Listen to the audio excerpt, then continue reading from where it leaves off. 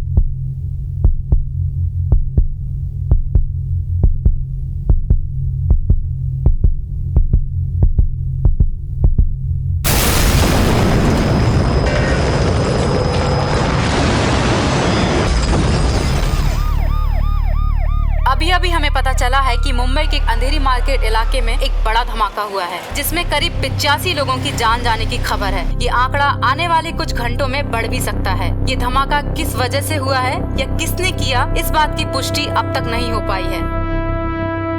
आकाश जी, अब तक की रिसर्च ब्लास्ट में हेवी आरडीएक्स का इस्तेमाल किया गया है। हमारी इंटेलिजेंस टीम ये पता लगाने की कोशिश कर रही है कि रिसेंटली किसने और कहां इतने सारे आरडीएक्स का सौदा किया था। हमें जो भी इंफॉर्मेशन मिलेगी हम लोग टाइम टू टाइम आपके साथ शेयर करते रहेंगे।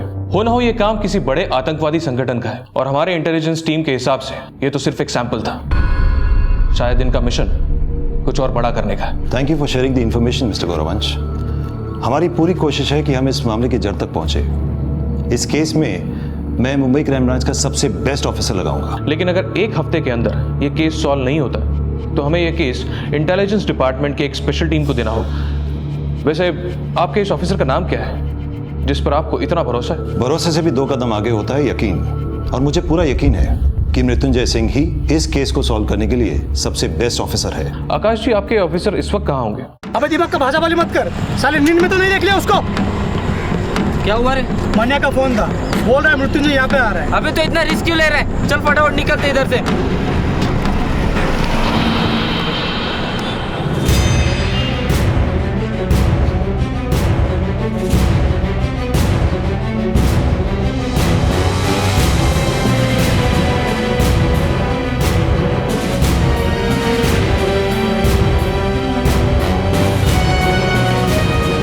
तू रोक मत, भगा डाल, साला खुद ही हट जाएगा।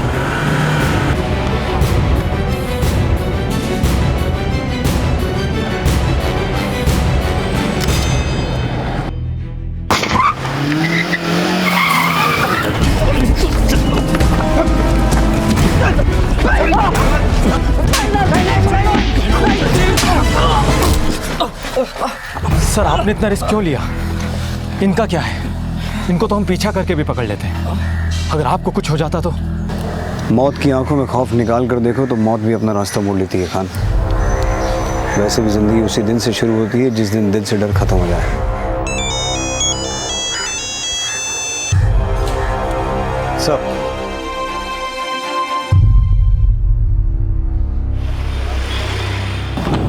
सर, यस मृत्युंजय, कम इन, सिट। मृत्युंजय, इस धमाके की जांच हमें बड़ी तेजी से करनी होगी। जो लोग मरे उन्हें हम वापस तो नहीं ला सकते, पर उन आतंकवादियों को पकड़कर मरने वालों के घर वालों के साथ इंसाफ जरूर कर सकते हैं। और एक बात, अगर एक हफ्ते में हमने ये केस सॉल्व नहीं किया तो फिर ये केस इंटेलिजेंस डिपार्टमेंट के एक स्पेशल टीम को दे दिया जाएगा। लोग यही सोचेंगे कि मुंबई पुलिस केस सॉल्व नहीं कर पाई, और हमारी इंटेलिजेंस टीम की इन्फॉर्मेशन के हिसाब से इन आतंकवादियों का मिशन कुछ बड़ा करने का है। ये केस हम ही सॉल्व करेंगे, ये लोग हमसे बच नहीं पाएंगे। जो कुछ हो गया उसे बदला तो नहीं जा सकता, लेकिन मौत के इन सौदागरों को उनके अगले सौदे में मैं खौफ का आईना जरूर दिखा दूंगा। पाटिल, शिंदे, खान, इस बॉम्ब ब्लास्ट केस को अब हमें सॉल्व करना है और इस काम में तुम लोग मेरे साथ रहोगे। सर। पाटिल, एक हफ्ता है हमारे पास, एक हफ्ते में इस केस को खोद के इसकी जड़ तक पहुंचना है। मुझे उनके सिंडिकेट की हर खबर चाहिए। सर। खान, अपने सारे खबरों को काम पे लगा दो। मूव। सर।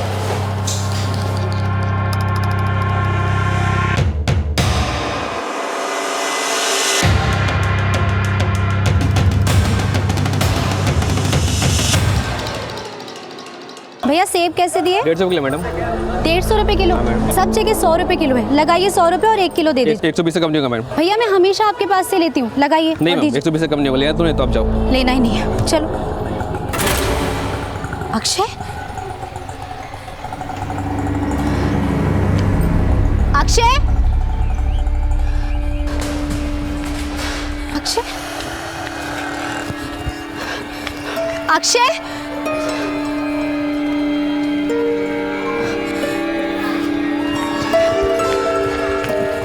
अक्षय, कितनी बार कहा है हाथ छोड़कर नहीं जाना है। और ये आइसक्रीम, क्या आइसक्रीम किसने दी तुम्हें?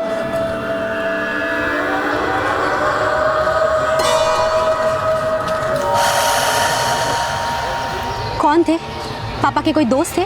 कोई पुलिस वाले अंकल थे? नहीं, वो अंकल से तो फर्स्ट टाइम मिला। अक्षय, आइंदा से कोई कुछ भी देगा नहीं लोगे, समझे? अब चलो घर। हमारे सूत्रों से मालूम चला है कि परसों के दिन अंधेरी मार्केट में हुए बॉम्ब ब्लास्ट का case Mumbai crime branch officer Mrityunjay Singh को सौंप दिया गया है। मृत्युंजय सिंह अपराधियों के लिए खौफ का दूसरा नाम है। मम्मी मम्मी जल्दी चलो, टीवी पे पापा का फोटो दिखा रहा है, चलो जल्दी। अब तक उन्होंने 50 से भी ज्यादा एनकाउंटर किए हैं। मम्मी, पापा भी सलमान खान की तरह सबको मारेंगे? वो कितनी जल्दी सॉल्व कर लेते हैं। अब सभी की निगाह crime branch officer Mrityunjay Singh पर टिकी हुई है। देवांशी, हमारे पापा हीरो है, हीरो। मम्मी, मुझे भी सब यही पूछते हैं, क्या पापा सच्ची में सुपरमैन है? नहीं, पापा को कभी उड़ते हुए देखा है? तो फिर फालतू की बकवास क्यों कर रहे हो? अब जल्दी से टीवी बंद करो और अपना होमवर्क कंप्लीट करो। मम्मी, कल तो संडे है। बम धमाके में 100 से ज्यादा लोग मारे गए। इस बॉम्ब ब्लास्ट के बाद तो बच्चे लोग को बाहर भेजने को भी डर लगता है। हाँ, सेफ्टी नाम की कोई चीज ही नहीं। क्या मालूम क्या होगा इस देश का।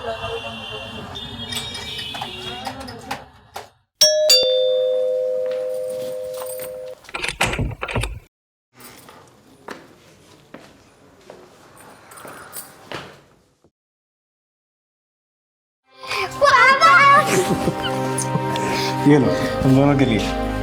पापा, कल स्केटिंग भी चाहिए। अच्छा, दोनों को एक साथ चाहिए। प्लानिंग मिल जाएगी। आपके अलावा डिपार्टमेंट में और कोई नहीं है क्या?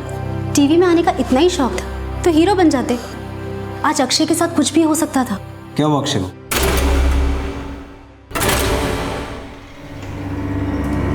आज अक्षय को किसी ने 2 मिनट के लिए मेरे नजरों से दूर कर दिया था। उसे खाने के लिए ice cream the. And I am sure आपका कोई दोस्त तो था नहीं, अगर होता तो मुझसे जरूर मिलता। हेलो, बच्चा बहुत प्यारा है आपका, हमसे बोला कि उसको आइसक्रीम पसंद है, तो हमने उसे वही वाला दिलाया। अब देखिए ना, आपके परिवार के बारे में कितना सोचते हैं, और एक आप हैं कुछ नहीं सोचते हमारे बारे में। क्या रे भाव पंडित, वैसे अच्छा लगा सुन के कि तूने गलत धंधे बंद कर दिए और बेबी सिटिंग चालू कर दिया है। चल अब जरा स्टाइल मत मार, तेरी पूरी जन्म कुंडली है मेरे दिमाग में। तेरे पंडित ने तुझे बताया नहीं, तेरी कुंडली में एक दोष है। सर्प दोष नहीं रे, मृत्युंजय दोष। कौन है? कुछ नहीं, तू जाके चाय बना। अबे तुझे नहीं, बीवी को बोल रहा हूं। अब कान खोल के सुन, दोबारा मेरे बच्चे के आसपास तो क्या 10 किलोमीटर के रेडियस में भी दिखा ना, तो फिर दोबारा तो किसी को दिखेगा ही नहीं। अखबार पढ़ता होगा ना, मालूम है ना, अभी रिसेंटली हाफ सेंचुरी पूरी की है। अब एक नसीहत दूं फ्री में, पुणे से बाहर मत निकलना, और खासकर मुंबई में तो दोबारा दिखना ही मत, वरना 51वां नंबर, समझ गया ना? पापा मुझे फोन दो ना, कब से बात कर रहे हो, मुझे गेम खेलना है। चलो फोन रख, बच्चे को गेम खेलना है। चलो अब सो जाओ। गुड नाइट पापा। Good night.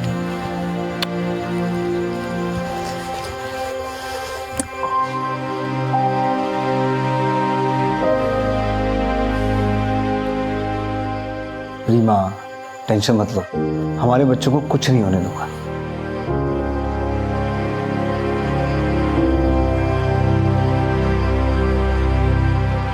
चंदे। हाँ सर।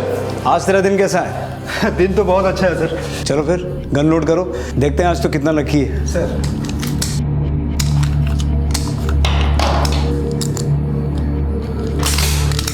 खान, ट्रेन कितने बजे की है? सर ट्रेन 6:30 बजे आती है।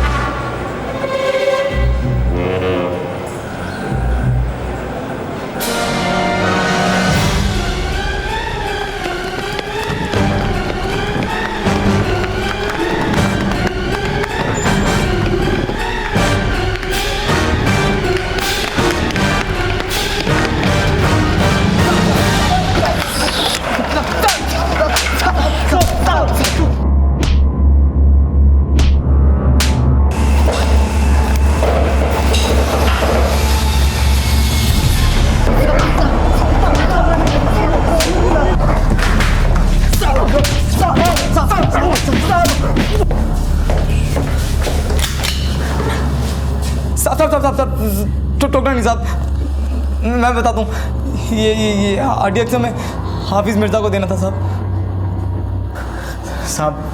भगवान खेड़े स्टेडियम साहब 9:30 बजे रात को।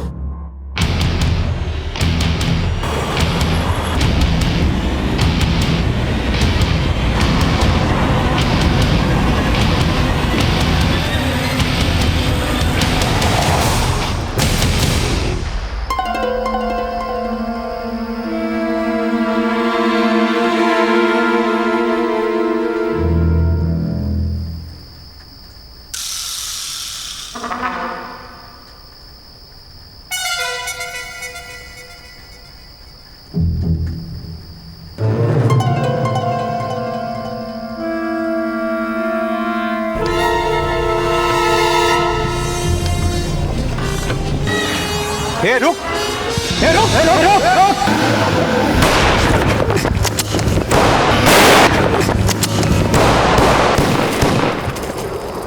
देखो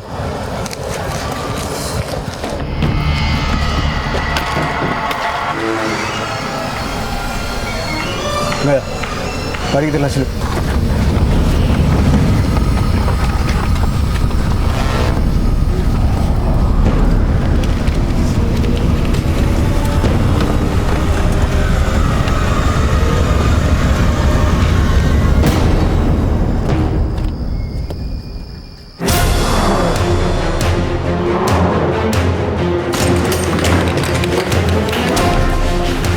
पूरा घर चेक करो।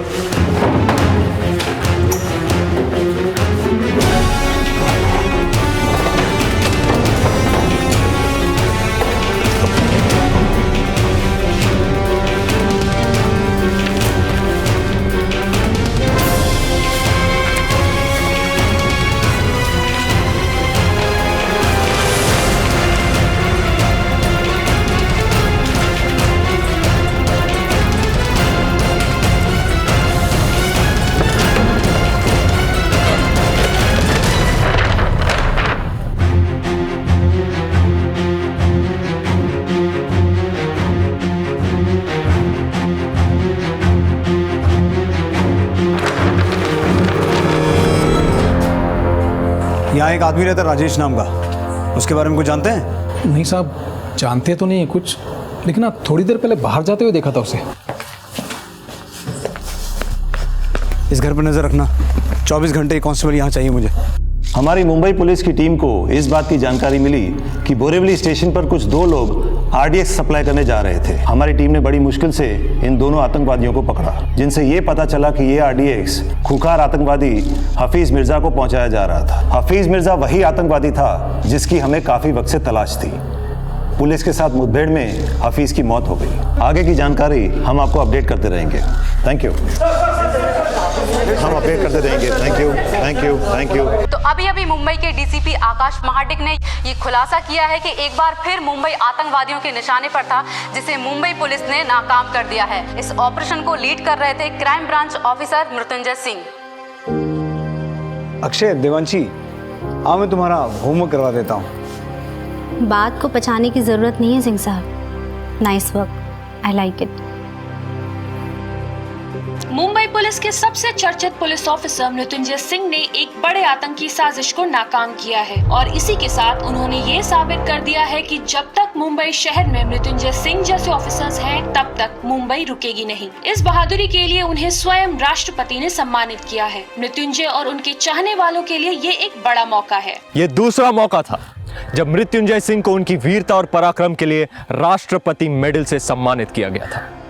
जैसे बाजीराव पेशवा ने कुछ ही समय में करीब आधे भारतवर्ष पर अपना परचम लहरा दिया था, ठीक वैसे ही मृत्युंजय सिंह को भी भारत के कोने कोने से वाहवाही मिल रही थी। अपनी पूरी सर्विस में उनको कई पुलिस मेडल और सम्मान मिल चुके थे।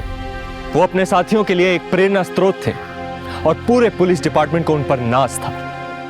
लेकिन इस बार एक बहुत बड़ी चुनौती उनके सामने खड़ी थी, क्योंकि खतरा अब तक टला नहीं था और जो सुराग राजेश नाम के आदमी के फ्लैट से मिले थे, वो किसी बड़े खतरे की ओर इशारा कर रहे थे। ऐसा लग रहा था जैसे राजेश को पहले ही अंदेशा हो गया था कि पुलिस उसके ठिकाने तक पहुंचने वाली है और उसने ये फ्लैट अफरा तफरी में खाली किया है। मृत्युंजय को तलाश थी अब एक ऐसे सुराग की जो उन्हें राजेश तक पहुंचा सके। लेकिन क्या इस राजेश तक पहुंचना आसान था? क्या राजेश पुलिस की गिरफ्त में आ पाएगा? क्या मृत्युंजय सिंह को वो सुराग मिल पाएगा जिसकी उन्हें तलाश थी? सर। हेलो गौरवांश। मृत्युंजय, आपकी बहादुरी के काफी किस्से सुने हमने। आज आपसे मिलकर बहुत अच्छा लग रहा है। थैंक्स। सर, आपने बोला तो कुछ इंपॉर्टेंट अपडेट्स हैं? हाँ मृत्युंजय, बैठो।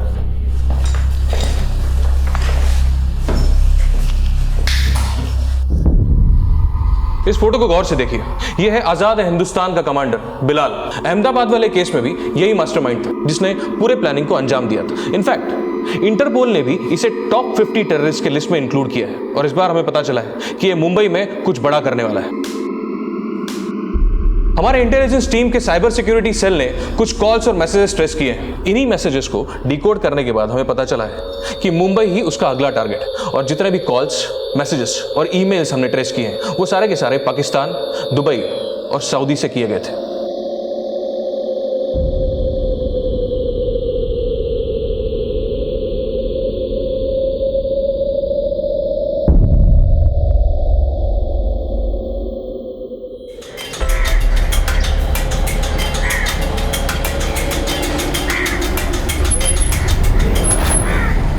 अमर? जी अंकल, आपसे मेरी फ़ोन पे बात हुई थी। चलो मैं तुम्हें घर दिखाता हूँ। ये घर है और हमेशा इसे साफ सुथरा रखना। जी अंकल, घर तो मुझे पसंद है।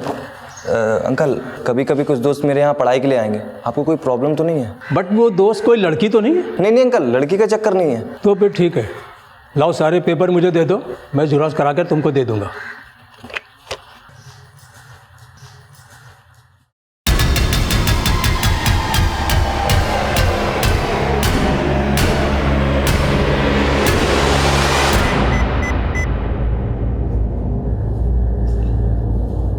अहमदाबाद मिशन पूरा हुआ और अब बारी बंबई की।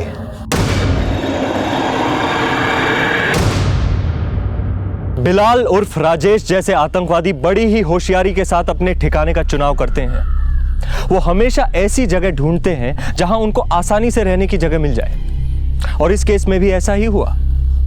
इस बार भी उसको रहने की जगह बड़ी आसानी से मिल गई, क्योंकि उसके मकान मालिक ने खास पूछताछ नहीं की और उस पर यकीन कर लिया। और यही हमारी सबसे बड़ी गलती होती है, क्योंकि हम अनजाने में इन आतंकवादियों के मकसद कामयाब बनाने में भागीदार बन जाते हैं।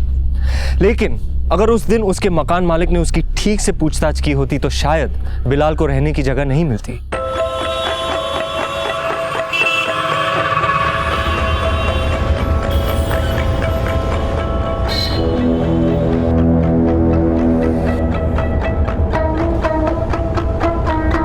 साहब, बहुत मोटा पैसा इधर से उधर हो रहा है, वालिद कर रहा है। पक्की खबर है? एकदम पक्की सब। और वालिद, एक चाय तो पिला यार। अरे क्या हो गया? चाय तो हमारे थाने की सरकती है। दोस्त, एक कटिंग और देना इसे। क्या रे वालिद, साला इतना माल छाप रहा और 6 रुपए की चाय पी रहा टपरी में। एक किधर साहब, इधर 6 रुपए के भी बांधे। अच्छा, देख मैं क्या लेके आऊँ तेरे लिए। सुन, हाँ, माल इधर से इधर हो जाएगा, टेंशन नहीं है। अपना कमीशन 2% मिलेगा ना। देख भाई, बाद में मच नहीं मांगता है। हाँ मालूम है, हवाला का पैसा है, कड़क नोट मिलेगा। अरे पर पूछना तो बनता है ना। सब माफ कर दो साहब, सब ठोकना मत साहब। अरे नहीं रे, तुझे क्यों ठोकूंगा, तू दोस्त है अपना। सुन, अब बिना चूचू किए मुझे ये बता, इतना पैसा इधर से उधर ट्रांसफर किसके लिए किया? कोई लास्ट का चक्कर है क्या? लास्ट? अरे नहीं साहब, ऐसा होता तो मैं इसमें हाथ भी नहीं डालता। अभी सीधा ज्वेलरी का बिजनेस है, पैसा इधर का उधर शिफ्ट करना था। लास्ट का कुछ नहीं इसमें।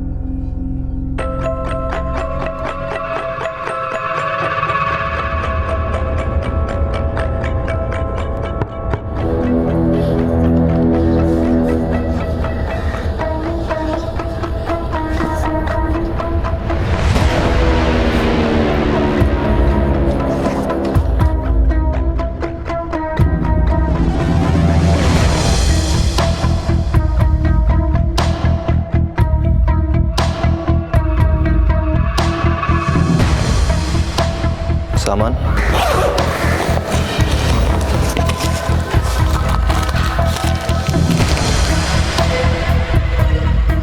7 किलो है।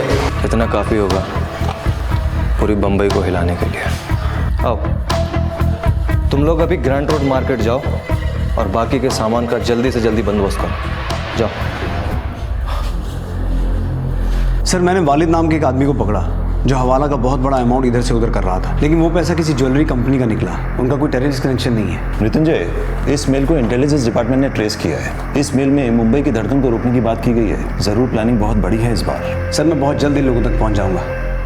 ये लोग जो भी प्लान कर रहे हैं, मैं इन्हें कामयाब नहीं होने दूंगा। खेल भले ही इनका हो, जीत हमारी होगी।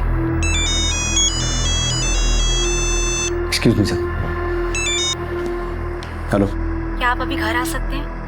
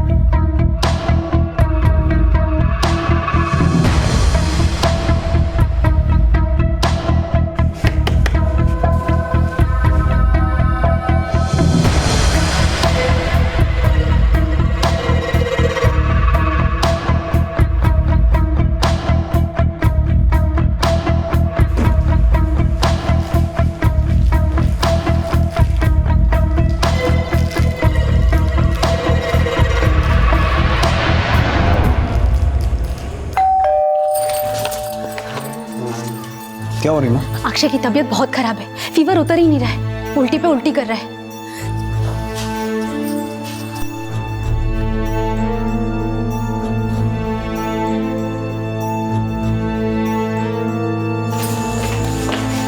मृत्युंजय, क्या आपके पास थोड़ा वक्त होगा अपने बेटे के लिए? मैं सब कुछ अकेले नहीं कर पाऊंगी।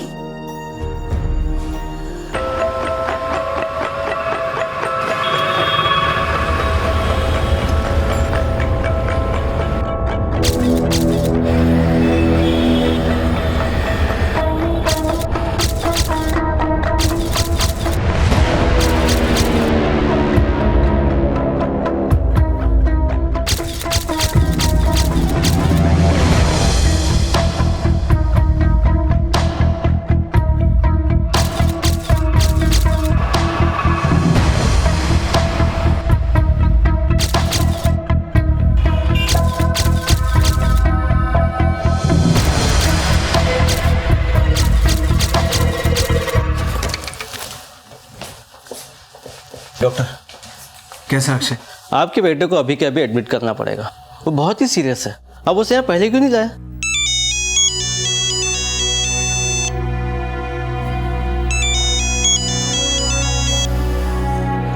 हेलो, हाँ ठीक है। रीमा, वहां लाखों लोगों के बच्चों की जान खतरे में है, मेरा जाना बहुत इंपॉर्टेंट है, वरना कुछ दिन पहले जो बॉम्ब ब्लास्ट हुए थे वैसे हालात फिर से पैदा हो जाएंगे। मुझे अक्षय की चिंता है, पर मुझे और भी अक्षय और देवांशी की जान को बचाना है। मैं समझती हूँ, आप बेफिक्र होकर जाइए, मैं यहाँ अक्षय का ध्यान रखती हूँ। मृत्युंजय सिंह जैसे ऑफिसर अपनी जिंदगी में समझौता नहीं करते। बाजीराव की ही तरह मृत्युंजय भी अपने कर्म को सबसे ज्यादा अहमियत देते थे। उनके बेटे की हालत नाजुक थी, लेकिन फिर भी उनके और उनके परिवार के लिए उनकी ड्यूटी और उनका फर्ज सबसे पहला था। एक तरफ बिलाल अपने खतरनाक मंसूबों को अंजाम देने के लिए तैयारियां शुरू कर चुका था। बिलाल वो सारी जगहें तय कर चुका था जहां वो बॉम्ब रखने की साजिश कर रहा था, और दूसरी तरफ मृत्युंजय सिंह के पास बहुत कम समय बचा था, और इस हमले को रोकने के लिए उन्होंने तुरंत अपने खबरियों के नेटवर्क को एक्टिवेट किया।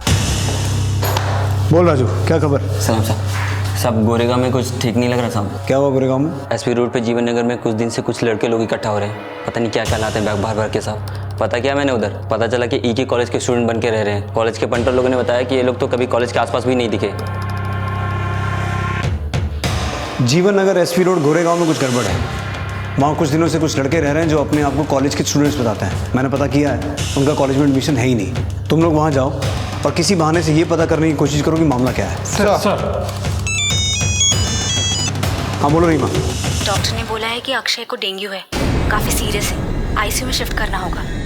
ठीक है, मैं अभी हॉस्पिटल आता हूँ।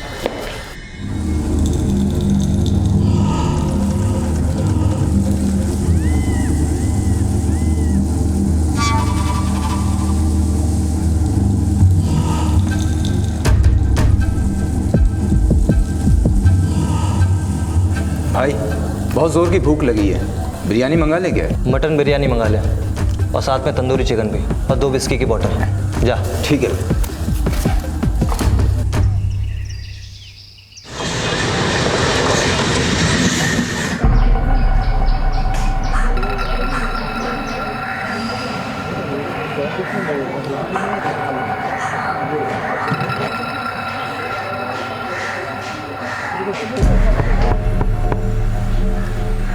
तू देख, बाकी सब लोग अंदर, जल्दी।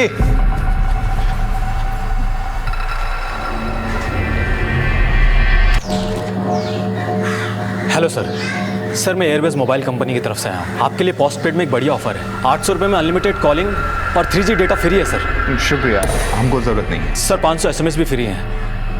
I am not interested. Okay sir. थोड़ा सा पीना। पापा मुझे जूस फिर का मन नहीं है। Come on be brave boy, juice नहीं पियोगे तो ताकत कैसे आएगी? ठीक कैसे होगे? लो थोड़ा सा पी लो।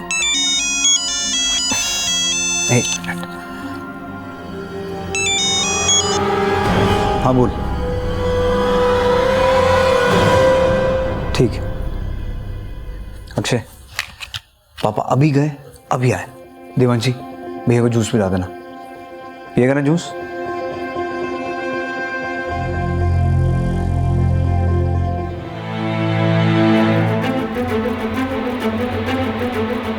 सर, हमने पूरे जीवन नगर को छान मारा। वहाँ पर सिक्योरिटी नाम की कोई चीज़ नहीं है। एक घर में एक लड़का मिला जिसने दरवाज़ा खोला। दिखने में एकदम सीधा साधा, लेकिन उस घर के अंदर काफ़ी सारा खाना पड़ा था, जिसे देखकर लग रहा था कि काफ़ी लोगों ने आधा खाकर छोड़ दिया है। पड़ोसियों से कुछ पता चला? पड़ोसियों को ज़्यादा कुछ पता नहीं, ये लोग अभी वहाँ नए आए हैं। मृत्युंजय सर, गुजरात पुलिस ने अभी अभी एक आतंकवादी को जामनगर से पकड़ा है। ये अब तक के हुए अहमदाबाद ब्लास्ट और मुंबई ब्लास्ट में शामिल रहा है। इंटेलिजेंस वाले अहमदाबाद केस के दौरान यूज किए गए फ़ोन नंबर्स की जांच कर रहे थे। उनके हाथ 5 नंबर्स लगे, जिनमें से एक गोरेगांव एरिया में एक्टिव था। मैं कल पूरी तैयारी के साथ वहाँ रीड करता हूँ।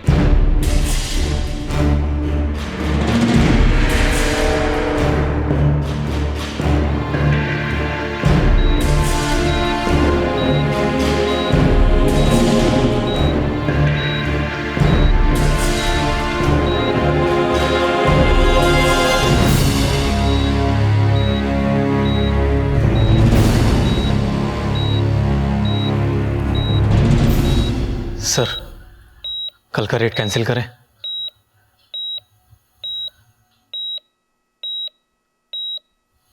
आप कब से ऐसा सोचने लगे? यहाँ हॉस्पिटल में आपके बेटे को बचाने के लिए डॉक्टर्स हैं, मैं हूँ उसके पास, लेकिन देश के हजारों बेटों को बचाने के लिए कल कौन होगा वहाँ? ड्यूटी के फर्स्ट डे आपने शपथ ली थी कि आपके लिए देश सबसे पहले होगा, देश के लोग सबसे पहले होंगे, देश की सुरक्षा सबसे पहले होगी।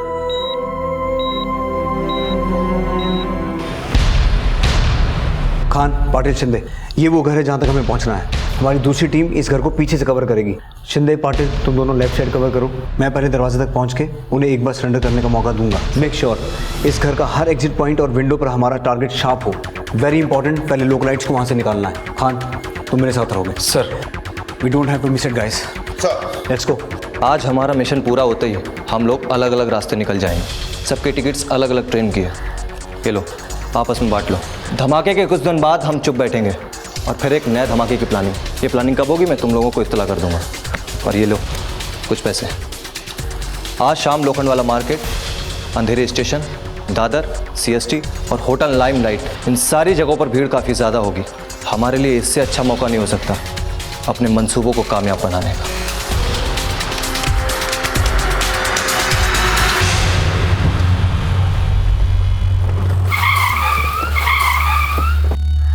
आसपास से सारी पब्लिक को हटाओ। मूव। हाँ जी, आइए। चल चल चल।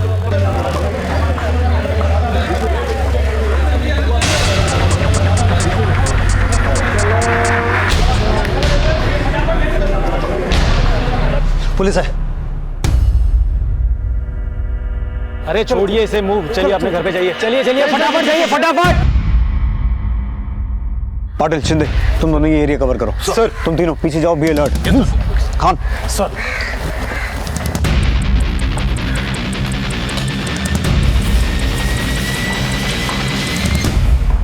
कुछ भी करने से पहले मैं तुम लोगों को बता दूं, पुलिस ने पूरे एरिया को घेर लिया है। यहां से बच निकलने का कोई चांस नहीं है।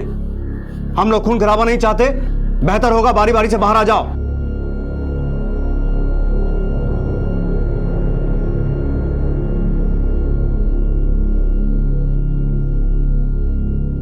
फायर कोई नहीं करेगा जब तक मैं ना बोलूं।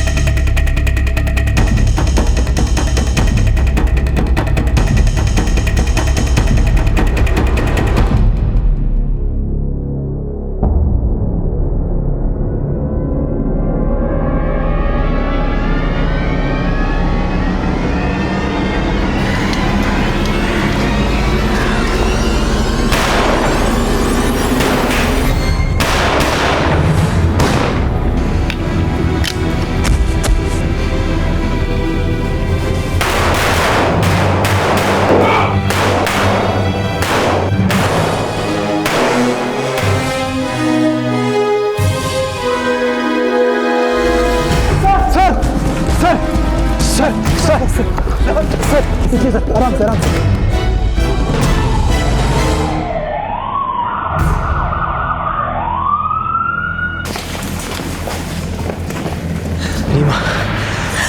अक्षय के साथ। अक्षय ठीक है, लेकिन ये आपको क्या हो गया? ये तो एक आधी गोली, इससे मेरा क्या होगा? मुझे अक्षय के पास लेके चलो अभी, मुझे उससे मिलना। देखिए आपकी हालत नाजुक है। नहीं डॉक्टर, मेरा अक्षय से मिलना बहुत जरूरी है। उसकी हालत ठीक नहीं है। मैं उसका हीरो हूँ, मैं उसका सुपरमैन हूँ। मुझे देख के उसे ताकत मिलती। आज अगर वो रिकवर नहीं हुआ तो उसकी हालत और बिगड़ जाएगी। Please please let me meet him once, please.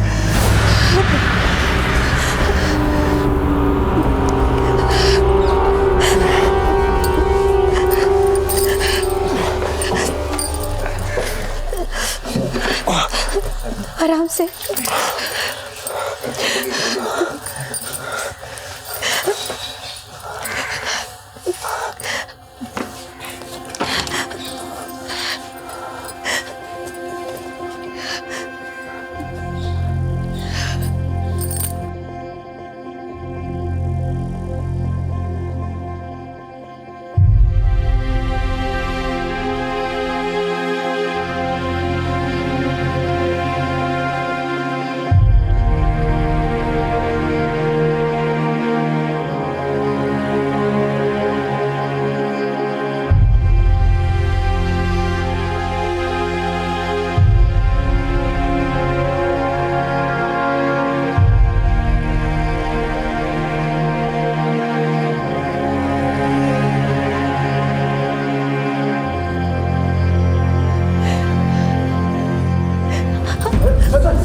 जल्दी से आईसीयू में लेके चलिए।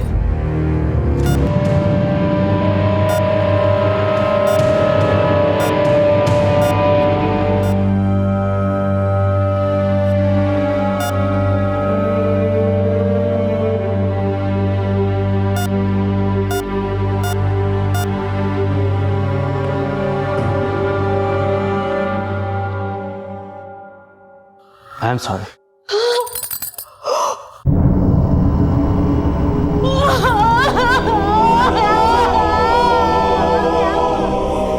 दुख के साथ बताना पड़ रहा है कि मुंबई पुलिस और हमारे देश को आज एक बड़ा झटका लगा है। हमारे बीच एक ऐसा जाबाज ऑफिसर नहीं रहा जिसकी जाबाजी एक मिसाल थी।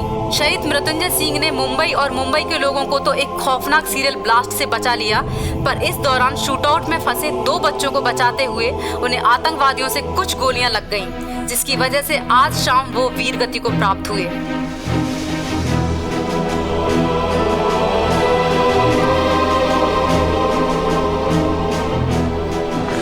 मम्मी, मेरे पापा एक सुपर हीरो है। उन्हें बहुत लोग को बचाया। I am proud of my dad. हाँ बेटा, ये हमेशा हमारी यादों में जिंदा रहेंगे। अपने देश और देशवासियों की सुरक्षा के लिए मृत्युंजय सिंह ने अपनी जान गंवा दी। मुंबई पुलिस ने भी अपने वीर साथी के लिए शोक मनाया और हजारों की संख्या में लोग उनके अंतिम संस्कार में शामिल हुए। मृत्युंजय सिंह आज इस दुनिया में नहीं है, लेकिन अपने काम और अपने देश प्रेम की वजह से आज भी उन्हें याद किया जाता है। और आज करोड़ों हिंदुस्तानियों के लिए वो एक मिसाल बन चुके हैं। क्राइम पेट्रोल डायल 100 उनकी शहादत को सलाम करता है। मृत्युंजय सिंह असल मायने में हीरो हैं और ऐसे ही एक वीर योद्धा बाजीराव पेशवा के किरदार में आप मुझे देखेंगे। इसीलिए देखना मत भूलिएगा बाजीराव मस्तानी कल आ रही है आपके नजदीकी सिनेमा हॉल्स में। रणवीर, आपका बहुत बहुत शुक्रिया यहाँ आने के लिए और क्राइम पेट्रोल डायल 100 की पूरी टीम की तरफ से और क्राइम पेट्रोल के दर्शकों की तरफ से आपको बाजीराव मस्तानी के लिए ढेर सारी शुभकामनाएं। थैंक यू सर, मैं इतना ही कहना चाहूँगा, आपका बहुत बहुत शुक्रिया। मैं बहुत आभारी हूँ आपका, आपकी टीम का, मुझे यहाँ आने दिया, को एंकर करने दिया। बहुत मज़ा आया। कमाल का शो है सर आपका, आप कमाल के हो, हमारे दर्शक तो कमाल ही हैं, आपकी टीम कमाल की है। Thank you and all the very best. Thank you and best, all the best to you. Thank you sir. ये हमारे लिए गर्व की बात है कि बाजीराव पेशवा और मृत्युंजय सिंह जैसे वीरों ने हमारे देश में जन्म लिया। मृत्युंजय शायद आज हमारे बीच होते अगर बिलाल के मकान मालिक ने अपना मकान किराए पर देने से पहले बिलाल की पूरी जांच पड़ताल की होती। एक जिम्मेदार नागरिक होने के नाते ये हमारा फर्ज बनता है कि हम सरकार द्वारा बनाए गए हर छोटे बड़े नियम का पालन करें, क्योंकि हमारी छोटी सी चूक एक बड़ी वारदात को अंजाम दे सकती है। आपसे फिर मुलाकात होगी अगले एपिसोड में एक और चौंका देने वाले केस के साथ।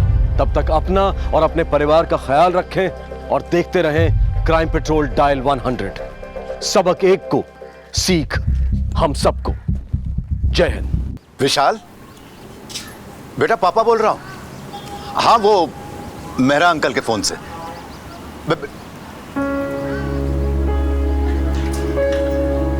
क्या हुआ, काट दिया ना? बिजी था।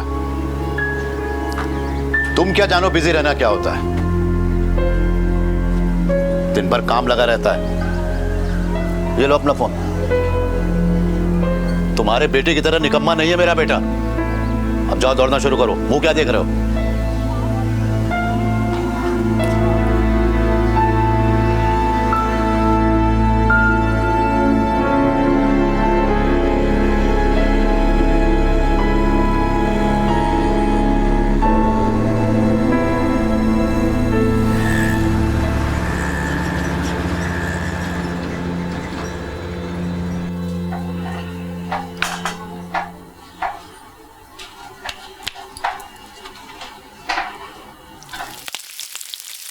मंदार, तू जल्दी से बाजार जा और दही लेकर आ। विशाल को छोली पूरी के साथ साथ बूंदी का रायता बहुत पसंद है। जल्दी जा।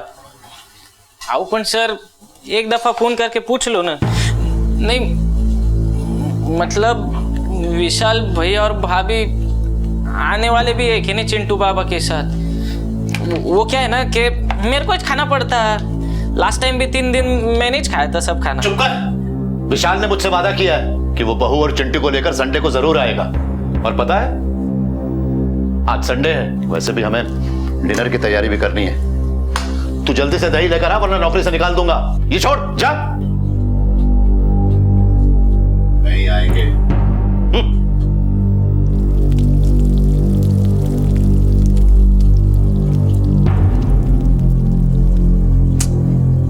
इस मंदार की आदत है आग लगाने की। जलता है वो विशाल से। अरे उसने मुझसे वादा किया है कि वो संडे को आएगा। तुम देख लेना, वो जरूर आएगा। तिनका तिनका जोड़ परिंदा आशियां बनाता है। तिनका तिनका चोंच में डाल बच्चों को पालता है और फिर एक दिन वो बड़े हो जाते हैं और उड़ जाते हैं, मुड़कर भी नहीं देखते। सेना से रिटायर्ड कैप्टन श्रीकांत सिंह मुंबई स्थित अपने आशियाने में अपने बेटे और उसकी फैमिली की पल पल राह देख रहे थे। मेज पर डिनर भी सज चुका था। ऐसा पहले भी कई बार हुआ था। ज्यादा नहीं, लगभग 20 से 25 किलोमीटर दूर नवी मुंबई से उनका बेटा अब तक पहुंचा नहीं था और तुरक मिजाज फौजी बाप विचलित हो रहा था।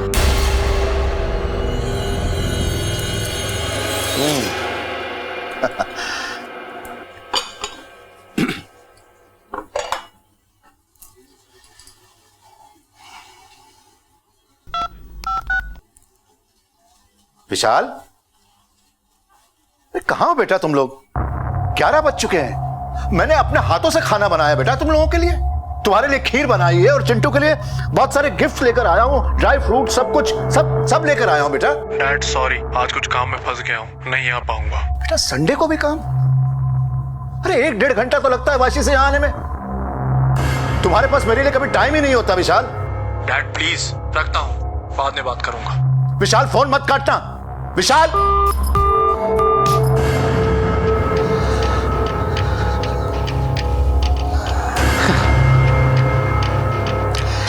काट दिया। बाप से भी बात करने का टाइम नहीं है इसके पास। काम काम बस काम। पाल पोस के बड़ा किया है मैंने। मंदार, बिस्किट लेकर आओ। मंदार, कहां मर गए? सर जाकर बिस्किट लेकर आ। जाने दो ना सर, आप तो खाना खा लो ना। अब तुझसे जितना खाए उतना ही करा कर। जा बिस्किट लेकर आ, जा फौरन।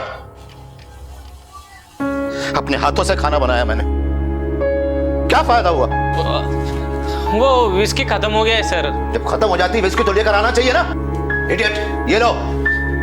दोबारा ऐसी गलती नहीं होनी चाहिए। फास्ट।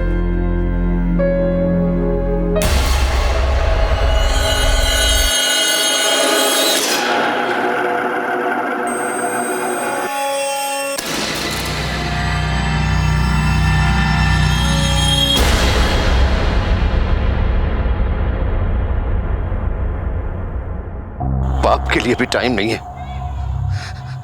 संडे को भी काम। इतने दिन हो गए अपने पोते का चेहरा देखने के लिए तरस गया मैं।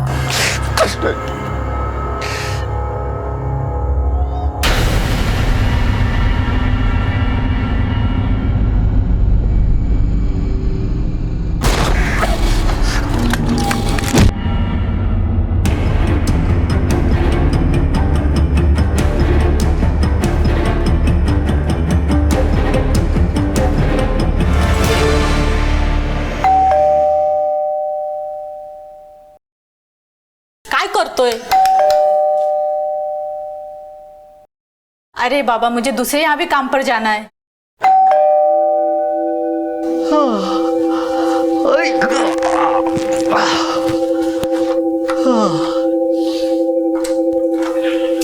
अरे काय रे बाबा, तू पण कभी से बेल बजा रही मैं। अरे आखीच नहीं खुली ना मेरी, वो ना रात को थोड़ी जास्त झाली होती मला। साहब ने कान पकड़ के उठाया नहीं लगता आज तुझे? सर पण सोयले अभी तलक। तू तेरा पटपट काम कर ले। हाँ?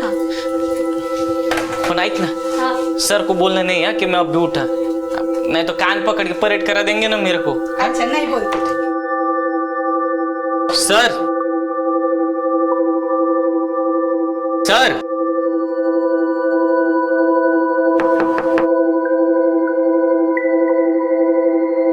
सर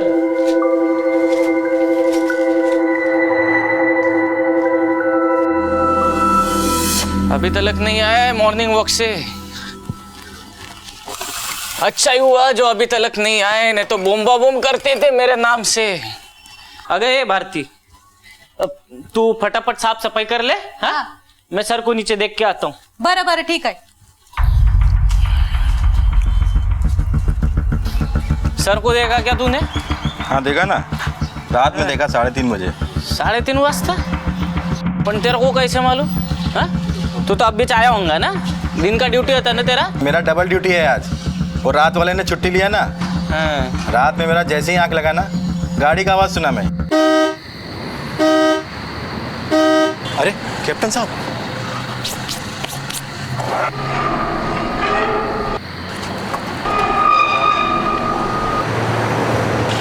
सलाम साहब। इसलिए तेरा ऐसा हालत हो गया है, कर उसको अंदर कर, सर आएंगे तो परेड करा देंगे ना तेरे को भी। जा अपना काम कर। किधर गए होंगे सर? वो भी बिना बोले सर को फोन करना मत था।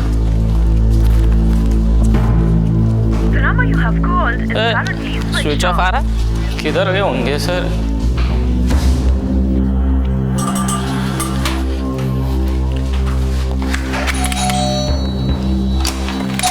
क्या हुआ? कप्तान सर को देखा क्या आपने? नहीं। अंकल, ओ अंकल। अरे मंदार, कैप्टन कहाँ है? अरे वही तो पूछने को आया ना मैं आपको। तू मेरे को पूछते हैं? अरे कैप्टन तो आज आए नहीं और मैं उनका ही वेट कर रहा हूँ। क्या बात है? कल रात से गायब है ना वो। रात से गायब है? अरे नहीं नहीं, कहीं भी वो जाते हैं ना तो मुझे बोल के जाते हैं। तू फिक्र मत कर, घर जा।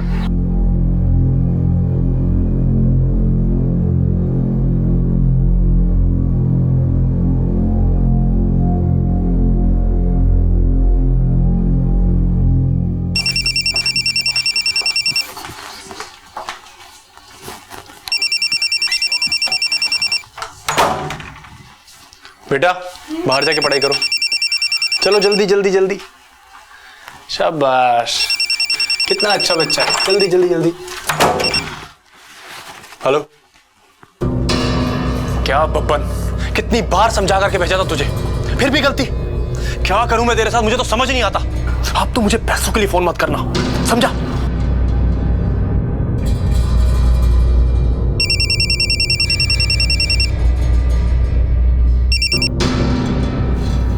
हेलो भैया, कब से फोन कर रहा मैं आपको, आपका फोन ही नहीं लग रहा। हाँ, वो मैं किसी से बात कर रहा था। बोल क्या हुआ? आपके पापा नहीं मिल रहे। पापा नहीं मिल रहे?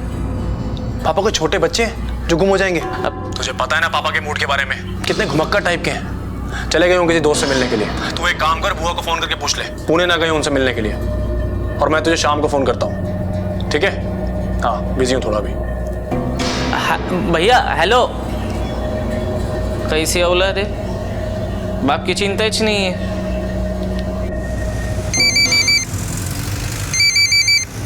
तूने सब जगह पूछा ना? सबको पूछा मैंने, सब जगह देख के भी आया। कल रात से नहीं है, मेरे को तो कुछ सूझ ही नहीं रहा क्या करूँ अभी। मैं फोन करके देखती हूँ, अगर रात तक घर नहीं आए तो बता देना, मैं कल सुबह जल्दी पहुंच जाऊंगी।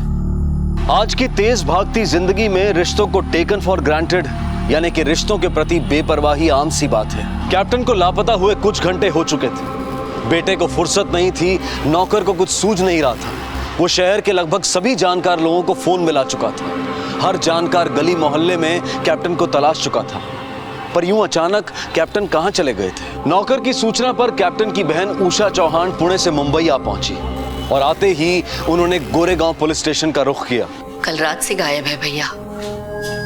मंदार ने फोन करके बताया मुझे। बहुत चिंता हो रही थी, इसलिए भागे भागे आ गई हूँ मैं पूना से। एक तो वैसे ही गुस्सा उनके नाक में बैठा रहता है। डर लग रहा है कि गुस्से में कहीं घर से चले ना गए हो। तुझे कैसे पता चला सिंह साहब गायब हैं? वो वॉचमैन मेरे को बोल रहा था, मतलब वो मेरे को बोला कि कल रात को 3:30 बजे सर अपने गाड़ी में किधर तो भी निकल गए। तब तो क्या कर रहा था? मैं तो सो रहा था ना साहब। सर रात को चले गए और तुझे कुछ पता नहीं चला, ऐसा तो नहीं हो सकता। अब सर ने दिन भर कुछ तो तैयारी की होगी और रात को जाते वक्त जब दरवाजा खोला होगा तुझे कुछ तो सुनाई दिया होगा। वो संडे था ना सर, तो मैं थोड़ी सी थोड़ी ज्यादा ही छो गई थी। कप्तान सर ने तो खाना भी नहीं खाया था। उनका बेटा आने वाला था ना घर पे अपने फैमिली के साथ में, मगर आए ही नहीं वो। कप्तान सर बहुत गुस्से में थे, इसके लिए मैंने भी डिस्टर्ब नहीं किया। सोचा बाप बेटे का झगड़ा है, मैं काय को बीच में पड़ूं। और वैसे भी हमारे कप्तान सर ले डेंजर है, गुस्से में आके गोली वोली मार देंगे तो क्या भरोसा।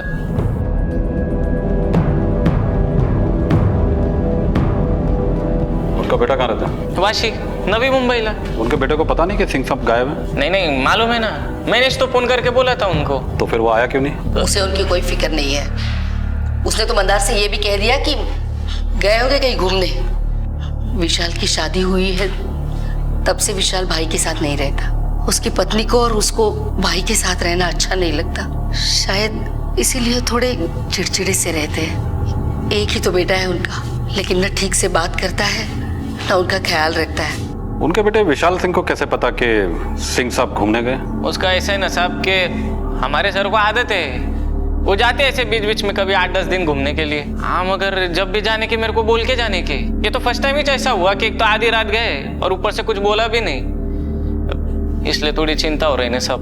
अब आप ही बताओ, ऐसे आधी रात को कोई जाता है क्या घूमने? कोई लेटर और मैसेज वगैरह छोड़ के गए? नहीं, कोई लेटर वगैरह तो नहीं। अब बस एक ट्रैवलिंग बैग नहीं है और थोड़ा बहुत कुछ कपड़ा भी नहीं है। सिंह साहब की एक फोटो दे दीजिए और कार डिटेल लिखवा दीजिए। बुआ, क्या जरूरत थी पुलिस कंप्लेंट लिखवाने की? और ये तो है ही गवार, और आप भी इसकी बातों में आ गई। पता है ना तुझे पापा के मूड के बारे में? चले जाते हैं बाहर घूमने के लिए, आ जाएंगे वापस। याद है ना से 2 साल पहले क्या हुआ था? मनाली चले गए थे 10 दिन के लिए, और 10 दिन में सिर्फ उन्होंने एक ही कॉल किया था। आपकी बात बराबर है भैया, पर वो मेरे को बोल के जाते, फोन करते रहते। उनका फोन भी बंद है ना। सिंपल सी बात है, मोबाइल में नेटवर्क नहीं होगा या फिर फोन की बैटरी चली गई होगी। पुलिस उनके बारे में इंक्वायरी करेगी और लोग उनके बारे में 10 तरह की बातें करेंगे, वो अलग बेवकूफ कहीं का।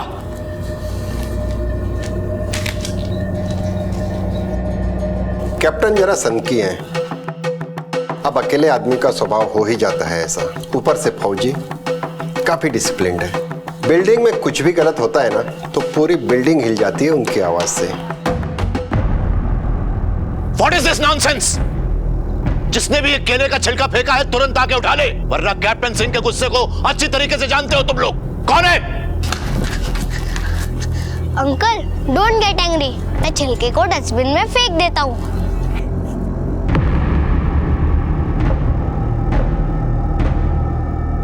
जितनी जल्दी उन्हें गुस्सा आता है ना उतनी जल्दी वो शांत भी हो जाते हैं। एक बात है, उनका बेटा उन्हें बहुत नेग्लेक्ट करता था। हो सकता है उसी बात से गुस्सा हो के वो कहीं चले गए हों। हाँ साहब, बहुत डर लगता था कैप्टन साहब से। वैसे मैंने जाते हुए देखा था कैप्टन साहब को। कितने बजे? साहब ये कोई 3:30 बजे। सलाम साहब। मगर सच बोलूं साहब, वो जब से यहाँ से गए हैं ना, बिल्डिंग में बहुत शांति है। छोटी छोटी बात पर चिक चिक किया करते थे। ये बटन क्यों खुला है? बंद करो इसे। जी जी जी जी जी, जी सर। तुम यहाँ सिक्योरिटी के लिए तैनात हो ना? एक भी सिलवट नहीं आती थी हमारी वर्दी पर। और जरा अपनी वर्दी की तरफ देखो, हम भी अपनी देश की सिक्योरिटी का काम करते थे। उसी तरीके से तुम भी इस बिल्डिंग की सिक्योरिटी के लिए तैनात हो ना? जी जी जी जी। वर्दी ऐसी होनी चाहिए कि अंदर आने वाला डर के तुमसे 2 कदम पीछे हट जाए। अंडरस्टैंड? जी। अब आप ही बताइए ना साहब, कहाँ देश का महान फौजी और कहाँ ये बिल्डिंग का मामूली सा वॉचमैन। जरूरत पड़ने पर बड़े साहब तुम्हें पुलिस स्टेशन बुलाएंगे। शहर छोड़ के कहीं जाना मत। जी sir. Captain uncle is the best, मुझे बहुत प्यार करते हैं, अच्छी अच्छी स्टोरी भी सुनाते हैं। तो ऐसे थे हमारे नेताजी सुभाष चंद्र बोस और उनकी आजाद हिंद सेना। समझे? जी सर। अब ये बताओ कि उनका नारा क्या था? तुम मुझे खून दो, मैं तुम्हें आजादी दूंगा। Very good, keep it up. अब नेताजी की कहानी जो मैंने सुनाई और उनका ये नारा तुम सब हमेशा याद रखना। बच्चों से बहुत लगाव है उनको। बड़ों पर चाहे जितना भी गुस्सा करें, लेकिन बच्चों के साथ बच्चा बनकर खेलते हैं। वो क्या है ना सर, पोते से तो मिल नहीं पाते, तो सोसाइटी के बच्चों के साथ ही खुश रहने लगे। अपने बेटे से बिल्कुल नहीं बनती है उनकी। देश की सरहद की सुरक्षा में अपना जीवन अर्पण करने वाले कैप्टन श्रीकांत सिंह की अपनी ही सोसाइटी में मुख्तलिफ छवि थी।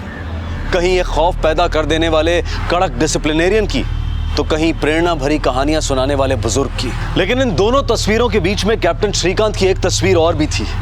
अपने ही परिवार, अपने ही बेटे से मायूस एक पिता की, अपने पोते से ना मिल सकने के गम में जीते एक दादा की। काफी दिन गुजर गए लेकिन कैप्टन की कोई खबर नहीं थी।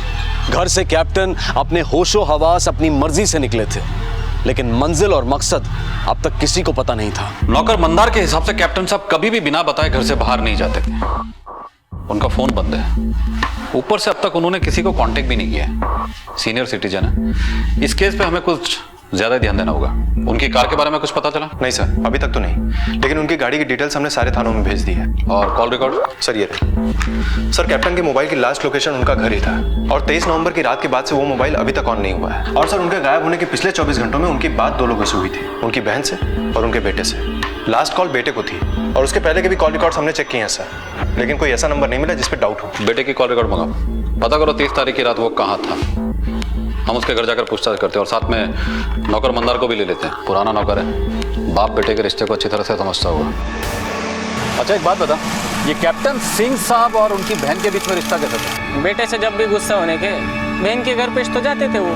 और बेटे के साथ? बेटा तो फोन भी करके नहीं पूछने का उनको। हाँ, एक बार घर पे आया था, हम लोग को चिल्लम चिल्ली करके गया। वो बोल रहा था क्या जरूरत थी पुलिस में मिसिंग रिपोर्ट लिखाने की। बुआ, क्या जरूरत थी पुलिस कंप्लेंट लिखवाने की? और ये तो है ही गवार, और आप भी इसकी बातों में आ गई। अच्छा एक बात बताइए, कैप्टन सिंह साहब और उनके बेटे के बीच में हाल फिलहाल में कोई झगड़ा वगैरह हुआ था? साल में 1-2 बार आने का उनका बेटा। हाँ, जब भी घर पे आने का झगड़ा ही करने का उनसे।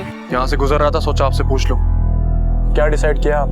मैं चिंटू से मिलने के लिए तरस गया हूँ, और तुम हो कि पापा चिंटू से तो आप फिर भी मिल लेंगे, लेकिन इस फ्लैट को बेचने के बारे में आपने क्या सोचा है? एक बहुत अच्छी अपॉर्चुनिटी है मेरे पास, मैं अपना बिजनेस स्टार्ट कर सकता हूँ पापा। तुम्हें सिर्फ इस फ्लैट में इंटरेस्ट है, अपने बाप की कोई फिक्र नहीं है। मुझे लगा तुम इतने महीनों के बाद अपने पापा से मिलने आए हो, और तुम। पापा please stop being so emotional. Practically सोचिए, इतना बड़ा टेरेस फ्लैट है और आप इस फ्लैट में अकेले रहते हैं। हम आपके लिए 1 BHK भी तो ले सकते हैं ना, और मैं और मेरी वाइफ यहाँ पर रहने के लिए कभी भी नहीं आएंगे। मैं ये फ्लैट अपनी जिंदगी रहते कभी नहीं बेचूं, चाहे कुछ भी हो जाए। इस फ्लैट में मेरी और तुम्हारी माँ की यादें कैद है, तुम्हारा बचपन, तुम्हारा सब कुछ, तुम्हारी चीजें। ठीक है, मत बेचिए, रहिए यहाँ पर बिल्कुल अकेले। मैं कभी नहीं आऊंगा यहाँ पे, कभी भी नहीं। विशाल, बाप के लिए टाइम नहीं, और बाप के फ्लैट को बेचकर पैसे चाहिए। ऐसा लगता है आपसे ज्यादा फिक्र नौकर मंदार को है आपके पापा की। पापा ने बिगाड़ रखा था उसको, सर पे बिठा के रखा हुआ था। क्यों? आप तो उनके इकलौते बेटे हैं, आपको सर पे नहीं चढ़ा है। मतलब क्या है आपका? मतलब ये कि आपके और आपके पापा के बीच गोरेगांव वाले फ्लैट को लेकर झगड़े नहीं हुए थे? तो मंदार ने चुगली की है आपको। बात सच है कि नहीं? बाप बेटे के बीच में प्रॉपर्टी को लेकर के बहस नहीं हो सकती क्या? बाप बेटे के बीच में प्रॉपर्टी को लेकर बहस ही नहीं, और भी बहुत कुछ हो जाता है। What do you mean? आप डाउट कर रहे हैं मुझ पे? आपको विश्वास नहीं है ना कि पापा सेफ है और घूमने गए? Wait a minute, I will show you. ये एसएमएस देखिए। अगर पापा को मुझ पे विश्वास नहीं होता तो उनका अकाउंट नंबर मेरे मोबाइल के साथ लिंक्ड अप नहीं होता। उनके अकाउंट में जो भी ट्रांजैक्शन होती है पहला एसएमएस मुझे आता है। ये देखिए, ये एसएमएस कुर्ग में कल 50,000 रुपए विड्रॉ किए हैं पापा ने, और ये एसएमएस भी 2 दिन पहले का ही है। अब आप बताइए मुझे, आप इस एसएमएस पे ट्रस्ट करेंगे या हमारे नौकर मंदार पे? ट्रस्ट पे इन्वेस्टिगेशन नहीं होता है, डाउट पे होता है। हमें आपके पापा की बैंक डिटेल्स और इस एसएमएस की डिटेल्स दोनों चाहिए। सर, कुर्ग ब्रांच से सीसीटीवी फुटेज नहीं मिल पाई है। उस दिन कैमरे की सर्विसिंग हो रही थी, लेकिन सर 50,000 का विड्रॉल हुआ है, वो भी सेल्फ चेक से। इतनी इन्फॉर्मेशन मिली है सर। कैप्टन कुर्ग में बैंक से पैसे भी विड्रॉ किए, फिर अब तक किसी से कोई कांटेक्ट क्यों नहीं किया? कुर्ग ऐसी जगह तो है नहीं जहां पे मोबाइल नेटवर्क ना हो। फिर उनका मोबाइल फोन अभी तक स्विच ऑफ क्यों है? कहीं ऐसा तो नहीं कैप्टन खुद को छुपाने की कोशिश कर रहे हो हम सबसे? सर, बाप बेटे के बीच में प्रॉपर्टी को लेकर झगड़ा था। हो सकता है कैप्टन साहब बेटे से नाराज हो इसलिए फोन नहीं कर रहे होंगे। तो नौकर मंदार और बहन से तो बात कर सकते हैं ना। गुस्सा बेटे पे, नौकर और बहन पे नहीं। रात को 3:30 बजे कैप्टन का घर से निकल जाना, वो भी बिना किसी को बताए। सलाम साहब। और तब से लेके अब तक उनका किसी से भी कोई कांटेक्ट नहीं करना, ये कोई सिंपल सा मिसिंग केस नहीं। उस रात कुछ तो जरूर गलत हुआ है।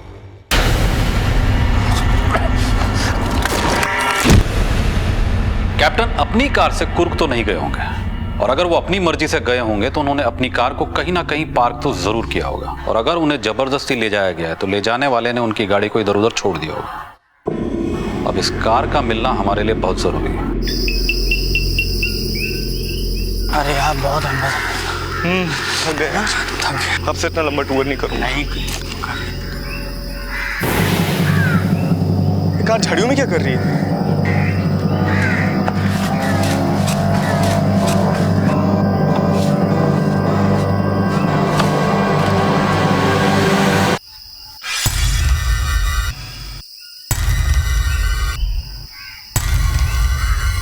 हेलो।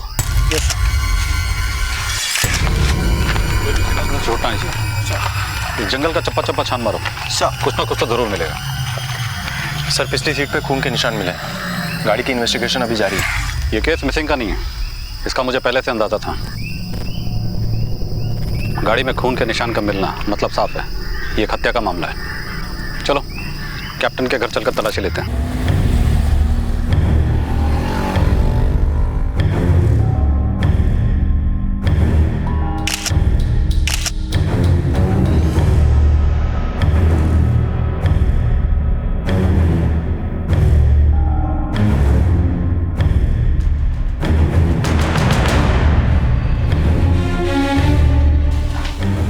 सर, मैंने वॉश बेसिन का एरिया पूरा चेक किया और मुझे हैंड वॉश के नीचे से ब्लड स्टेन्स मिले हैं। सर, मास्टर बेडरूम का टॉयलेट काम नहीं कर रहा है। ऐसा लगता है कि उसके पाइप में जबरदस्ती कुछ फंसाया गया है। प्लम्बर को बुलाकर चेक करो। Yes sir. सर, इस गन पे भी ब्लड के निशान मिले। मुझे इन सब की जांच रिपोर्ट जल्द से जल्द चाहिए। गाड़ी में मिले खून के निशान और बंदूक में मिले खून के निशान, दोनों को मैच करिए। वो नौकर मंदार बाहर ही खड़ा है सर, उसको हिरासत में लो। उस रात कुछ ना कुछ तो घर में जरूर हुआ था, और वो एक अकेला ऐसा शख्स है जो उस वक्त घर में मौजूद था। ओके सर, चलो। साहब, चलो। कुछ नहीं किया साहब, मैंने कुछ नहीं किया। आईफोन क्या साहब? अरे मैं था उस दिन रात को घर में। हमारे सर बहुत खुश थे, उनका बेटा अपनी बीवी बच्चे को लेके आने वाला था घर पे, लेकिन 11 बज गए फिर भी उनका बेटा नहीं आया। मंदार, विस्की लेकर आओ। वो विस्की खत्म हो गया है सर। जब खत्म हो जाती है विस्की तो लेकर आना चाहिए ना। इडियट, ये लो। जब मैं विस्की लेके घर पे आया तो 11:15 बज गए थे। मैंने बाहर से आवाज लगाई, सर सर सर के कमरे से कोई आवाज नहीं आई, तो मेरे को लगा सर सो गए होंगे। अब मैं भी 2-4 पैग लगा के सो गया। चुप! कैप्टन साहब की गाड़ी और उनकी राइफल पे खून के निशान मिले हमें। खून? तूने बताया कि तूने कैप्टन साहब को आवाज लगाई। हाँ, लगाई थी ना साहब। लेकिन अंदर जाकर नहीं देखा कि कैप्टन साहब अंदर हैं या नहीं। एक बार हमारे साथ कमरे में गए ना, कि बाहर से ठकठकाने का ऑर्डर नहीं था ना। इसे लॉकअप में रखो। नहीं साहब। से तोड़ो और इसका ब्लड सैंपल भी लो। नहीं साहब, सच्ची में सुनो ना मेरी बात। सर कमोड की पाइप में कागज के टुकड़े फंसे हुए थे, इसलिए पाइप चोक हो गया था। लेकिन सर पेपर की क्वालिटी देखने से ऐसा लगता है जैसे किसी लीगल पेपर्स के टुकड़े। उनको भी मैंने फॉरेंसिक के लिए भेज दिया। कैप्टन, उसके बेटे की कॉल रिकॉर्ड की फाइल लेकर आओ। Okay sir. सर ये रही विशाल सिंह की कॉल डिटेल्स।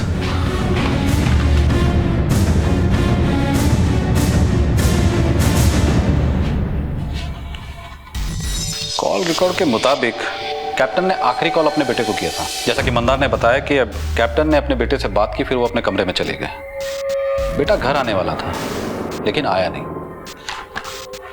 कैप्टन के बेटे विशाल सिंह के मोबाइल के लोकेशन के मुताबिक वो घर के आसपास ही था।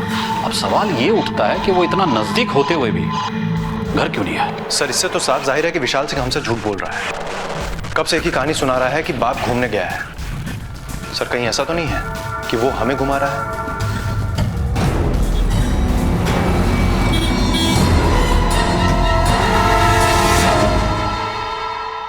अब तक आपको यह बात तो पता चल ही गई होगी कि ये केस एक मिसिंग का केस नहीं बल्कि उससे कहीं ज्यादा है।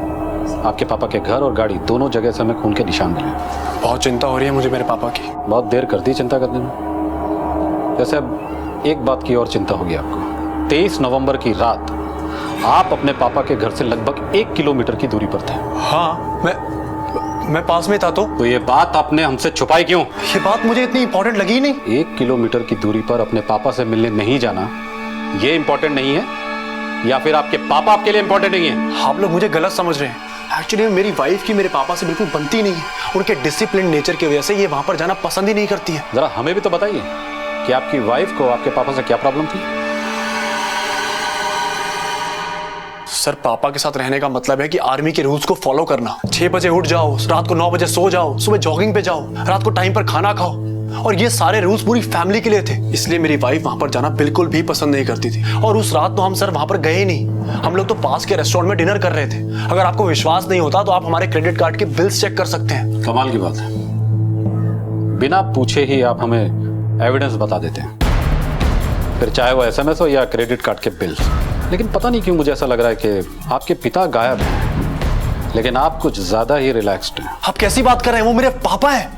मैं मानता हूं कि मैंने इस बात को सीरियसली नहीं लिया, लेकिन ये सब क्या हो रहा है मुझे कुछ भी समझ में नहीं आ रहा। सर अगर आपको मुझ पर विश्वास नहीं है ना, आप ये देखिए, 2 दिन पहले 50,000 रुपए विड्रॉ और कल 75,000 रुपए विड्रॉ। अब ये सब देख के मैं क्या समझूं, आप ही बताइए मुझे।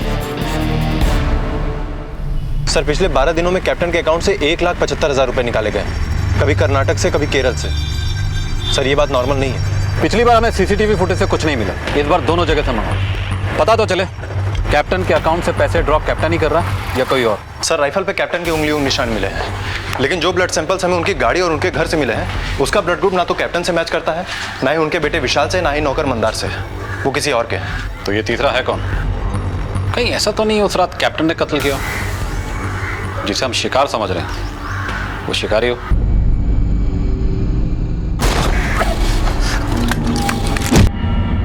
सर वॉचमैन के हिसाब से कैप्टन 3:30 बजे रात में गाड़ी में निकले। हो सकता है गाड़ी में लाश हो, उसी की जिसके ब्लड सैंपल्स हमें मिले हैं। सलाम साहब।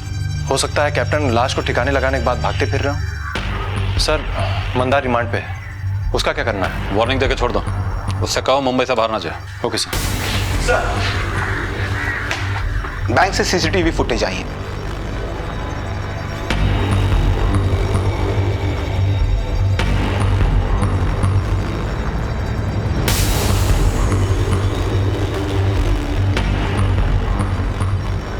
सर विड्रॉल तो हुआ है लेकिन कैप्टन कहीं नजर नहीं आ रहा है। कहीं हम लोग रॉन्ग डायरेक्शन में तो नहीं जा रहे हैं? मतलब? सर मतलब ये कि ऐसा भी तो हो सकता है ना कि कोई और उनके अकाउंट से पैसे निकाल रहा हो। बड़ी सफाई से सिग्नेचर किया गया, पता नहीं चलता है नकली है। पर ध्यान से देखिए, 20,000 के ओरिजिनल साइन वाले चेक का S और 50,000 के डुप्लीकेट साइन वाले चेक का S मैच नहीं करता है। कहने का मतलब यह है कि दोनों सिग्नेचर कैप्टन सिंह के नहीं हो सकते हैं। Are you sure ये सिग्नेचर कैप्टन श्रीकांत सिंह के नहीं? या आई एम 100% श्योर।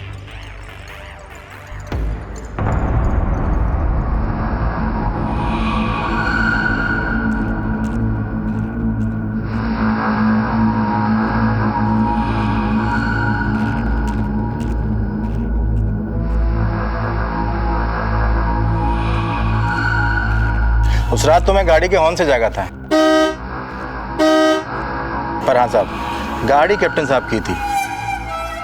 सलाम साहब। गाड़ी के अंदर कैप्टन साहब ही थे? पक्का नहीं बोल सकता साहब। मतलब साफ है, वॉचमैन ने कार देखी, कार में किसी को देखा, लेकिन कार के हेडलाइट्स चालू होने की वजह से वो पहचान नहीं पाया। और सबसे बड़ी बात, वॉचमैन उस वक्त नींद में था और अक्सर ऐसे समय में दिमाग खुद ब खुद कुछ तस्वीरें बना लेता है, और हो सकता है इसी के चलते उसे ऐसा लगा हो कि उसने कैप्टन साहब को गाड़ी से बाहर जाते हुए देखा, या फिर कोई और गया जिसे ये पहचान नहीं पाया। हो सकता है सर। कैप्टन सिंह का लापता होना, उनके घर और गाड़ी से खून के निशान मिलना और उनकी गुमशुदगी के दौरान भी उनके अकाउंट से पैसों का विड्रॉ होना, एक तरफ ये सारी बातें इस पेचीदा केस की गुत्थी को उलझा रही थी, तो वहीं दूसरी तरफ इस केस के अनजान रास्तों पर चाहे हल्की सी सही थोड़ी रोशनी जरूर डाल रही थी। कार में बैठा शख्स कैप्टन था या कोई और? बैंक अकाउंट से पैसे कैप्टन ने निकाले थे या किसी और ने? खून के धब्बे कैप्टन, उसके बेटे, उसकी बहन या नौकर के नहीं थे तो फिर किसके थे? सर, जैसा कि मेरा अनुमान था, फॉरेंसिक रिपोर्ट भी यही कहती है कि कमोड की पाइप से हमें जो टुकड़े मिले थे वो किसी लीगल पेपर्स के थे। सर, वो पेपर्स कैप्टन की वसीयत का ड्राफ्ट था, मगर रफ ड्राफ्ट, जो किसी वकील के बनवाने के पहले के होते हैं, जिसमें ना ही किसी नोटरी के सिग्नेचर होते हैं, ना ही स्टैम्प। लेकिन सर, इस वसीयत पे किन किन लोगों के नाम थे ये पता नहीं चल पाया है, क्योंकि पेपर बुरी तरह से गल चुका था। कैप्टन की वसीयत के हकदार सिर्फ 2 शख्स हैं, एक उनका बेटा, दूसरे उनकी बहन। प्रॉपर्टी पे नजर उनके बेटे की, कमोड के पाइप में मिले वसीयत के फटे हुए टुकड़े और घर से मिले खून के निशान इस बात का सबूत है कि उस रात घर में कोई ना कोई वारदात तो जरूर हुई थी। कहीं ऐसा तो नहीं कि कैप्टन साहब ने अपने बेटे को वसीयत से बेदखल कर दिया और गुस्से में आकर बेटे ने बाप को मरवा डाला और उसने किसी को इस काम पे लगा दिया हो कि रेगुलर इंटरवल पे बैंक से पैसे विड्रॉ करता रहे, ताकि किसी को कोई शक ना हो और सबको ये लगे कि कैप्टन साहब जिंदा है। हो सकता है सर। कैप्टन साहब का कोई ना कोई लीगल एडवाइजर तो जरूर होगा। पता लगा उनका लीगल एडवाइजर कौन है? मैं ना सिर्फ लीगल एडवाइजर हूँ, बल्कि उनका दोस्त भी। कैप्टन साहब ने एक वसीयत बनवाई थी, शायद वो वसीयत आपने ही बनाई होगी। कैप्टन साहब वसीयत बनाने का इरादा रखते थे, इस बारे में मेरी उनसे बात भी हुई, लेकिन फाइनल ड्राफ्ट बना नहीं। आपकी जानकारी में कैप्टन साहब ने अपना फ्लैट और बाकी की जायदाद किसके नाम की? बेटे के नाम। एक ही बेटा है उनका, और किसके नाम करते? क्यों? उनकी तो एक बहन भी हो सकता है, कुछ हिस्सा बहन के नाम किया। हमने सुना है कि कैप्टन साहब और उनके बेटे के बीच संबंध कुछ कड़वे थे। कैप्टन साहब उससे नाराज रहा करते थे, लेकिन फिर भी जहां तक वसीयत का सवाल है, वो अपने बेटे के नाम ही करना चाहते थे। रिश्तों से बढ़कर दुनिया में कोई दौलत नहीं है, लेकिन जब वही धन दौलत दाव पर लग जाए तब रिश्ते रेत पर फैली ओस की तरह गायब हो जाते हैं। क्या बेटा, क्या बाप। घर के कमोड में वसीयत के कागज के टुकड़े मिलते हैं, बेटा बाप की गुमशुदगी से बेफिक्र नजर आता है, तो ऐसे में पुलिस का शक कैप्टन के बेटे विशाल सिंह पर जाना गैर लाजमी तो नहीं? हो सकता है कि कैप्टन ने अपने लापरवाह बेटे को वसीयत से बेदखल कर दिया हो। ऐसे में कैप्टन की मौत से बेटे विशाल के लिए संपत्ति का रास्ता एकदम साफ हो जाता है। खैर, पुलिस सिर्फ विशाल पर शक कर सकती थी, कानूनी कार्रवाई नहीं, क्योंकि उनके पास विशाल के खिलाफ कोई ठोस सबूत नहीं थे। और तभी तफ्तीश का एक तार सबूत की शक्ल में सामने आया। हाँ बोले देशपांडे। सर, कार में मिला हुआ खून का सैंपल कैप्टन के घर में मिले हुए खून के सैंपल से बराबर मैच होता है, मगर एक बेहद इंटरेस्टिंग फैक्ट सामने आया है, और वो ये है कि इस आदमी का डीएनए एक और आदमी के डीएनए से मैच होता है, और वो कैप्टन के बहुत ही करीबी है। किसे?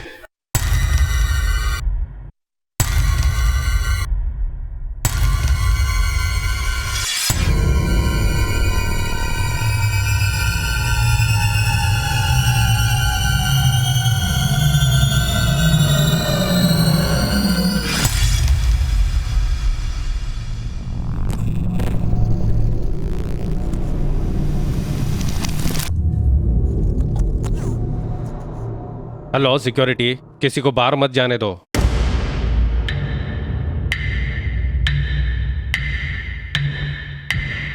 एक मिनट सर, कुछ सिक्योरिटी प्रॉब्लम है। अरे सर प्लीज सर, रुकिए सर।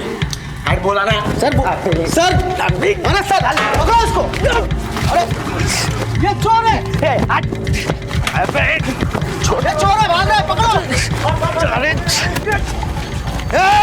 पकड़ो इसको। इंस्पेक्टर साहब लेके जाइए, ये चोर है, लेके जाओ साहब। जिंदगी का सफर रहस्यों से भरा है, यहाँ राह चलते कौन सामने आ जाए कहना मुश्किल है। बैंक के सीसीटीवी फुटेज में ये कौन शख्स था? अगर कैप्टन अपने अकाउंट से पैसे नहीं निकाल रहे थे तो ये कौन उनके पैसों पर सेंध लगा रहा था? मुंबई पुलिस की गतिशीलता काम आ गई।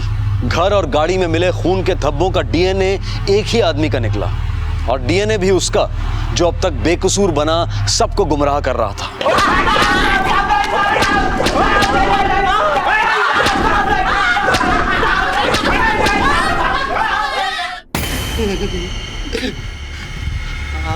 आओ साहब, मिलिंद मेरा चचेरा भाई है, पर हमने कुछ नहीं किया साहब। हमने कुछ नहीं किया। इस आदमी का डीएनए एक और आदमी के डीएनए से मैच होता है। किसे? वो कैप्टन के घर के नौकर मंदार से। अब तक हम ये सोच रहे थे कि कैप्टन का बेटा हमें घुमा रहा है, लेकिन घुमा तो तू हमें रहा था मंदार। तेरी कुंडली तो छप चुकी है, सारी कहानी हमारी समझ में आ चुकी है। अब सीधे सीधे सच बता।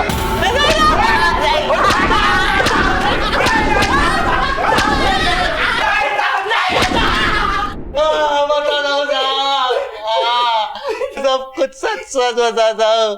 मैंने कप्तान सर से कर्जा लिया था। पहले वो 50,000 लौटा जो मैंने तुझे दिए थे। दे दूंगा ना सर, वो भी दे दूंगा। हाँ? किधर भाग के जाऊंगा? 10 सालों से आपके इधर इस तो काम कर रहा ना मैं। हाँ? और मेरे को खाली 1 लाख रुपया होना। वैसे भी आपके पास क्या कमी है सर? कमी नहीं है क्या मतलब? लुटा दो तुझ पे। बेटा है मेरा, पोता है मेरा। वो आते क्या आपको देखने को? कभी आपका दवा पानी खाना पीना ख्याल रखना सबको मैच तो करता। पिछले 10 सालों से आपकी सेवा कर रहा मैं। आप मेरे को 1 लाख नहीं दे रहे हा? और ऐसी औलाद को दे रहे जो कभी थूकती भी नहीं आप पर। Shut up!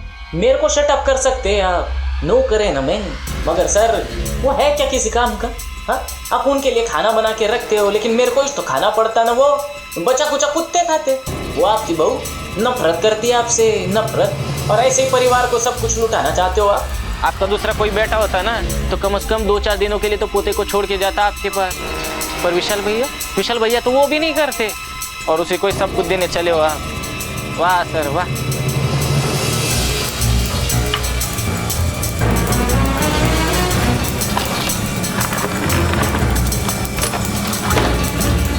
देख नारायण, अपनी वसीयत का एक हिस्सा मैंने तेरे नाम पर भी किया था, लेकिन आज मुझे तेरी नीयत में खोट नजर आ गई, इसलिए मैं इस वसीयत को फाड़ता हूं।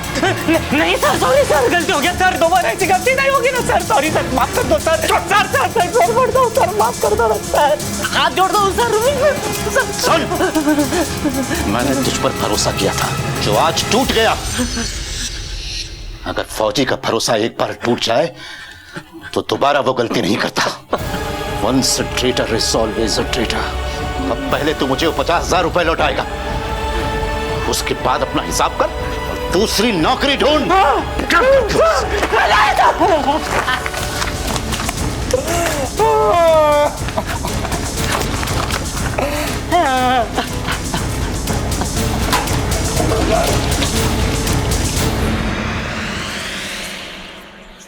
मेरे को लगा कप्तान सर का गुस्सा 1-2 दिन में ठंडा हो जाएगा, हमें चाहिए नहीं होता था। पर इस बार तो उन्होंने ठानी रखा था कि मेरे को काम पे से निकाल देंगे। इसके लिए मैंने अपने भाई मिलिंद को बुलाया। ये बग मिलिंद, अपने को ऐसा ही साइन मांगता एकदम बगुन के। अरे ये तो अपने बायत का के लिए मिलिंद 40 साइन करने में मास्टर था, और उस रात को जब उनका बेटा घर नहीं आया तब कप्तान सर बहुत दुखी हो गए थे। इसके लिए मैंने मिलिंद को पहले से बुला के रखा था।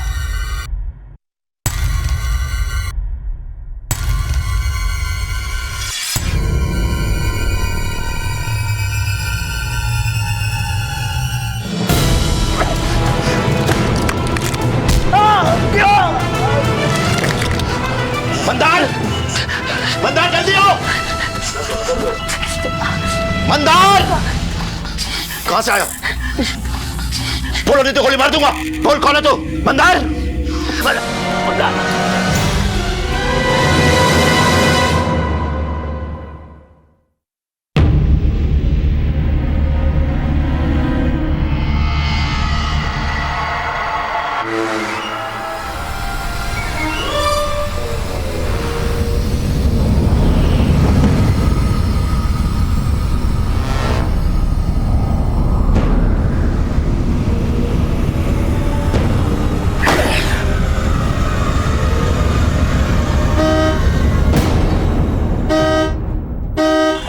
कैप्टन साहब,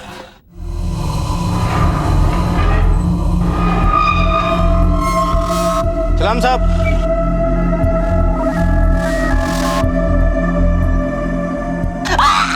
अब ये बता, कैप्टन साहब की बॉडी कहाँ है?